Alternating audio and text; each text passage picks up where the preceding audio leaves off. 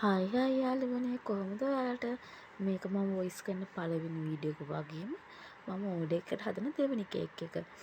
ඉතින් මම මුලින්ම කේක් එක ලේයර්ස් දෙකකට ගානට කපාගෙන ඒක මැදින් සෑන්ඩ්විච් කරලා දැන් ක්‍රම් කෝට් කරන්න තමයි හදන්නේ.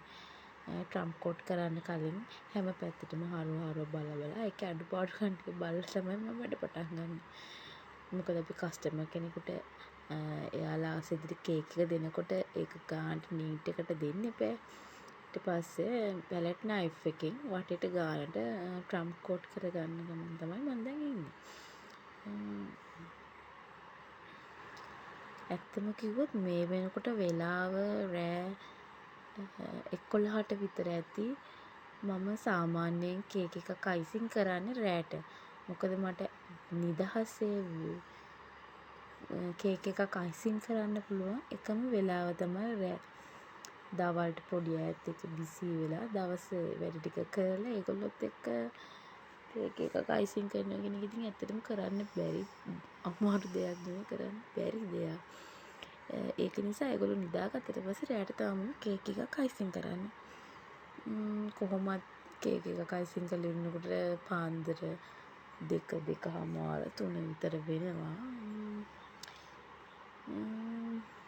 දැන් මම මේ කරන්නේ කේක් එක ක්‍රම් කෝට් එක කරලා ඉවර කරලා ෆිනිෂින් කෝට් එක කරන එක.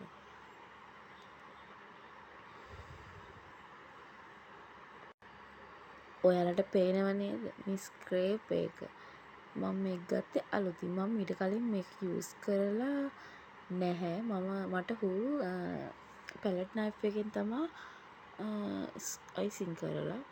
ඉතින් මට දැන් මේක අලුත් අත්දැකීමක් වගේම ඔයාලටත් පේන්න ඇති මම ඒක නුහුරට බොහොම අමාරුවෙන් කරන්න කියලා.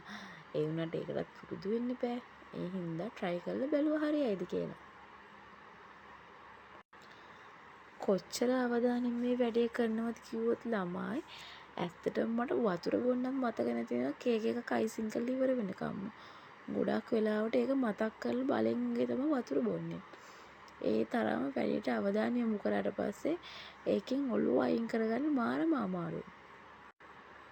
තාම මට මේක අලුත් හින්දා වෙලාවකට බයත් හිතෙනවා හරියට කස්ටමර් ඉල්ලපු විදිහට මට කේක් එක කරගන්න බැරි වෙයිද කියලා.